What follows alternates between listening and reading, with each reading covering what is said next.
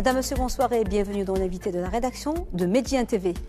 Après le drame de Chefchaouen, le ministère de l'Équipement et de l'Eau n'a pas tardé à réagir. Les agences de bassins hydrauliques devront procéder à un recensement complet des puits clandestins pouvant constituer une menace pour la sécurité publique, tout en prévoyant des mesures d'accompagnement pour faire réussir cette action. Des poursuites judiciaires pourraient même être engagées contre les contrevenants. Des mesures strictes seront ainsi prises pour lutter contre la prolifération des puits clandestins. Et pour en savoir un peu plus sur ces nouvelles mesures et sur leur application, nous avons le plaisir de recevoir ce soir par Skype Madame Samira El-Hawat, directrice du bassin hydraulique de Bourgrag et de la Chaouia.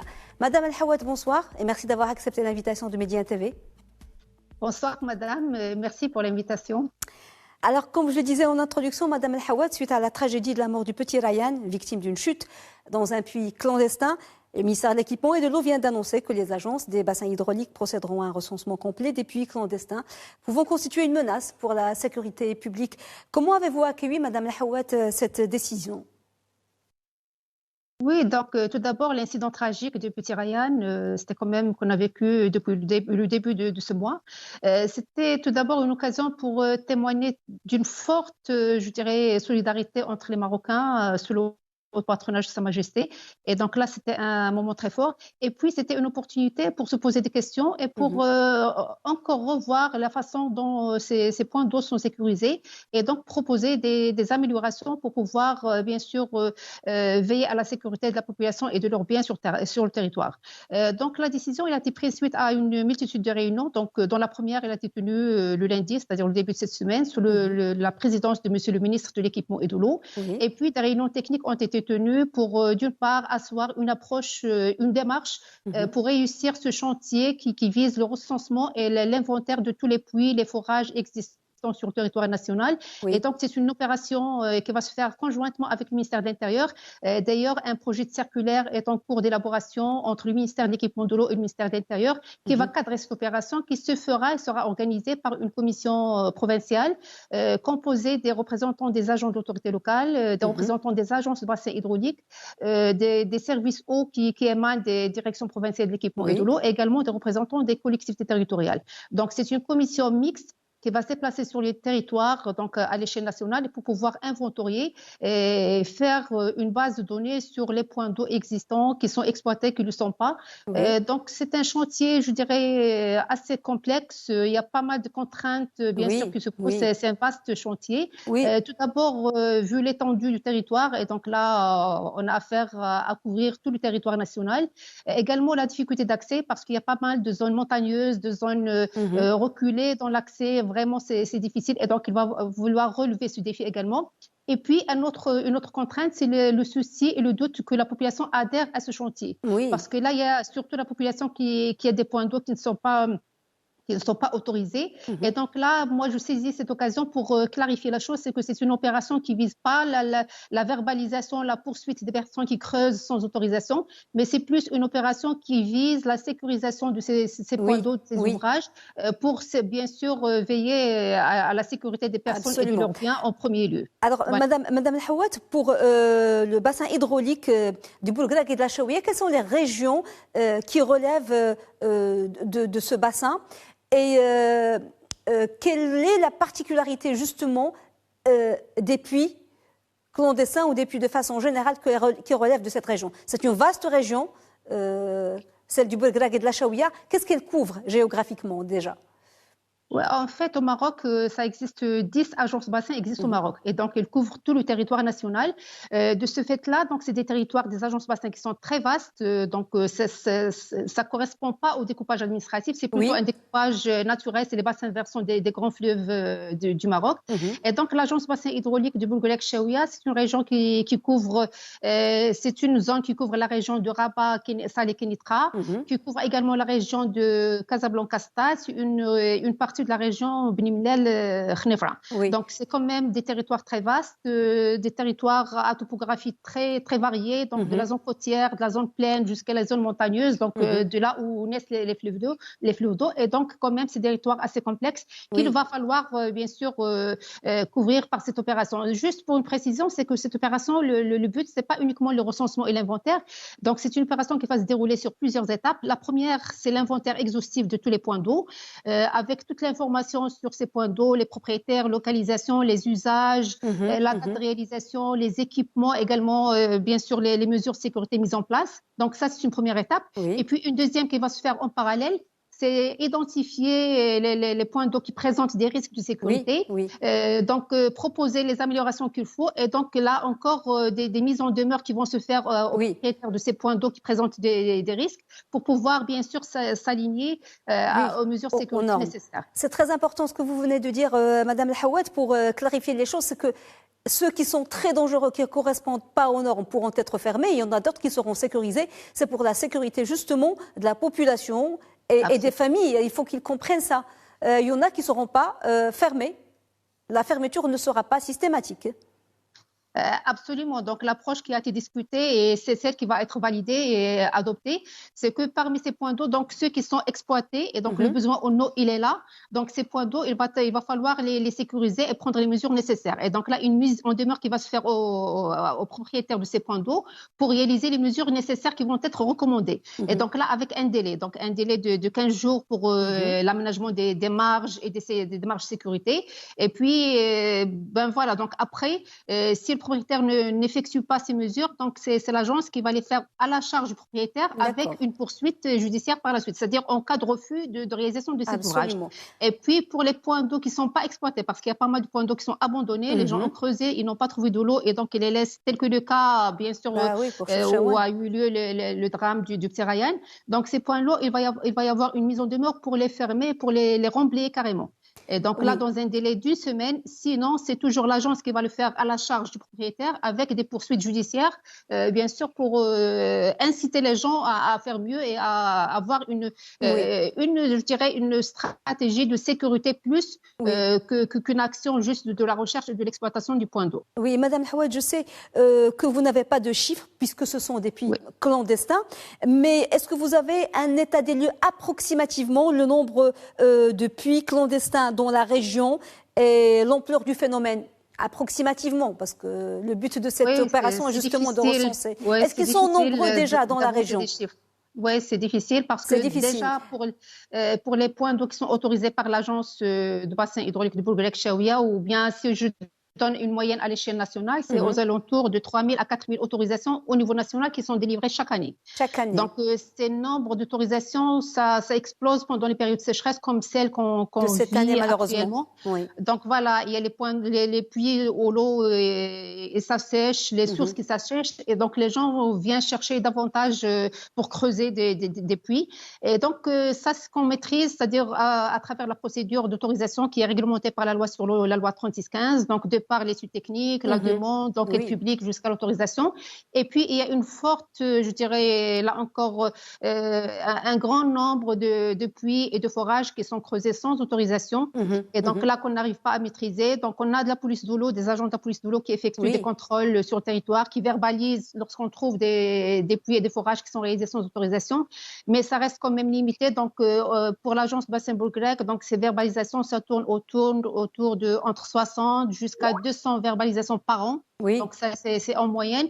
Mais on sait très bien que sur le territoire, donc c'est des nombres importants de puits qui sont réalisés sans autorisation, notamment dans les zones très éloignées, les zones montagneuses, que la police de l'eau n'a pas les moyens de pouvoir, bien sûr, faire le contrôle partout sur le territoire.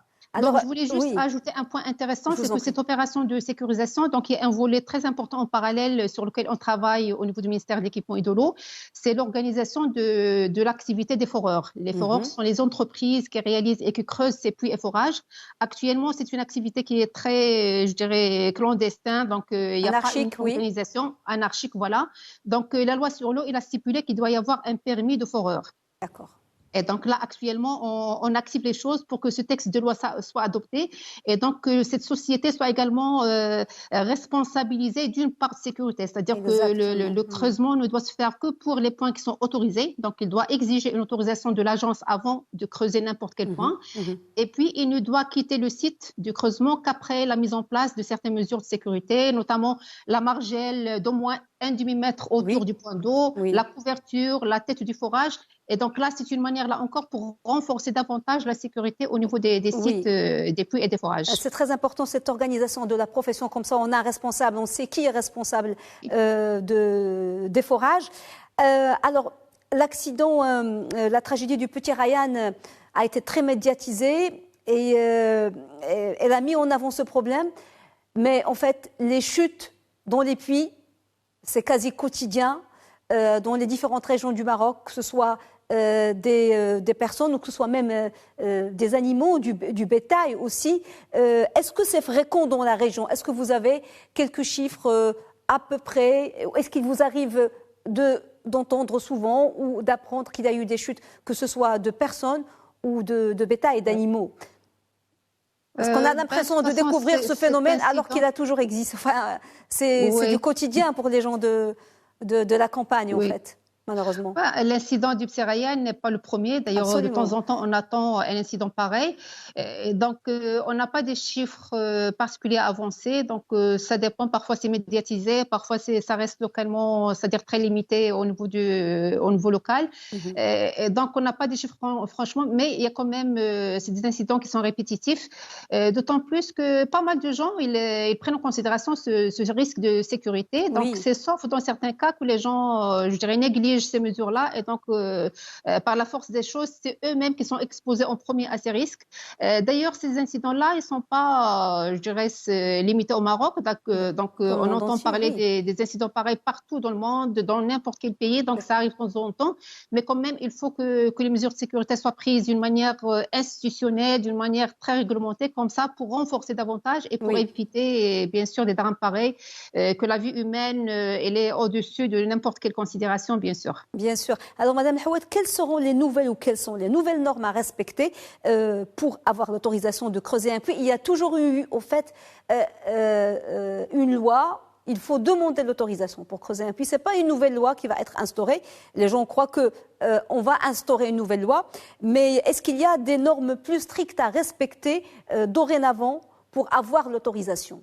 Est-ce qu'il y a eu un durcissement de l'octroi des autorisations de forage?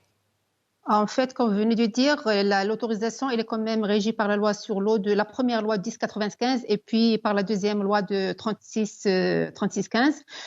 Donc, c'est une loi avec un décret d'application qui précise la procédure de l'autorisation et donc, c'est pas quelque chose de nouveau qu'on va réinventer. Toutefois, on va encore insister sur les clauses de l'autorisation, sur les mesures de sécurité. Donc, on mentionnait dans l'autorisation que le propriétaire doit prendre les mesures nécessaires pour sécuriser cet ouvrage, mais là encore, on va peut-être rentrer dans le détail et inscrire quand même des articles particuliers sur le descriptif de cet ouvrage de sécurité, notamment la margelle, comme j'ai dit, de 1 demi-mètre autour du point, le couvercle, la tête du forage. Et donc là, c'est des choses, c'est des précisions qui vont être encore intégrées au niveau de l'autorisation. Et puis, comme j'ai dit, donc avec le permis des foreurs, donc ça va encore étoffer, je dirais, l'arsenal juridique qui accompagne ces opérations. Et donc, ça va dans le sens d'un renfort de la sécurité mise en place autour des puits et des forages. Combien pensez-vous, Madame Hawad, de temps faudra-t-il pour faire ce recensement? Parce que c'est un vaste chantier. Ça va prendre du temps déjà pour recenser. Est-ce qu'il y a déjà une date pour commencer? Et à votre avis, ça devrait prendre des mois, plusieurs mois? Oui, donc en fait, on connaît le début, mais la fin, peut-être on va avancer une date pour la fin. Le début, c'est incessamment. D'ailleurs, comme j'ai dit, la circulaire conjointe entre le ministère de l'Intérieur et le ministère de l'Équipement et de l'eau, il va sortir incessamment et à partir du lendemain que les commissions vont encore commencer à travailler, sachant qu'actuellement, on a des commissions locales qui ont déjà commencé à faire l'inventaire des points d'eau. Donc là, c'est une opération qui va commencer incessamment avec tous les moyens qui doivent être pour, c'est-à-dire accélérer le rythme de réalisation sur le terrain, donc avec les agents d'autorité, avec les agents de la police de l'eau, les services eau, les représentants des collectivités territoriales. Et donc là, pour faire vite.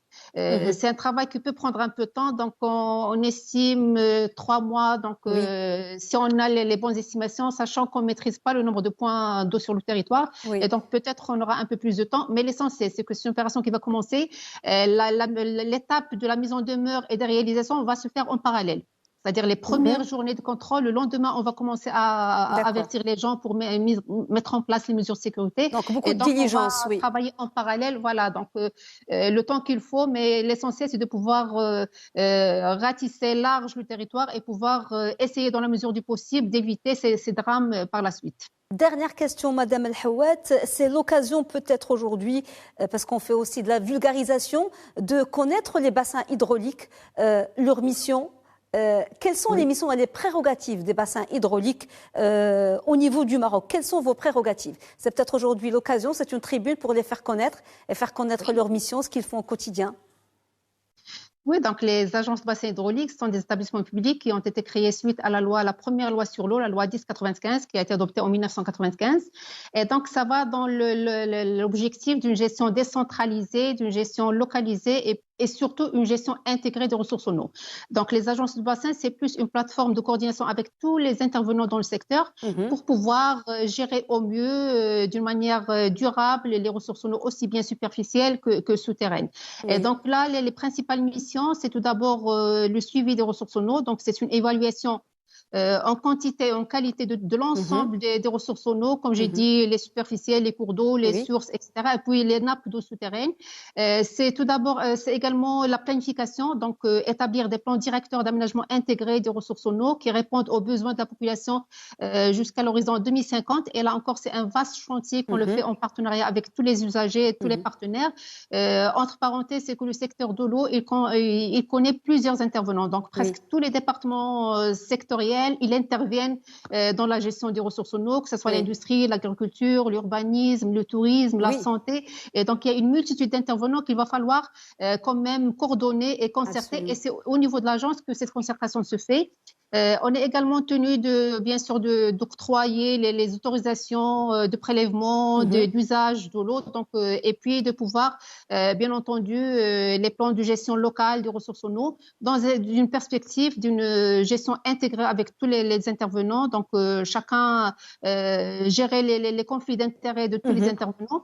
Et pouvoir, bien sûr, assurer une durabilité des ressources en eau, notamment dans ces périodes de sécheresse où les conflits s'accentuent et qu'à l'agence, elle a quand même l'obligation de pouvoir définir les priorités, définir les dotations pour chaque secteur, dans l'objectif de satisfaire les besoins et de faire de l'eau, je dirais, un facteur qui accompagne le développement et non pas une contrainte au développement socio-économique national. Madame Samira El Hawat, merci beaucoup pour toutes ces informations et d'avoir répondu aux questions de Médien TV.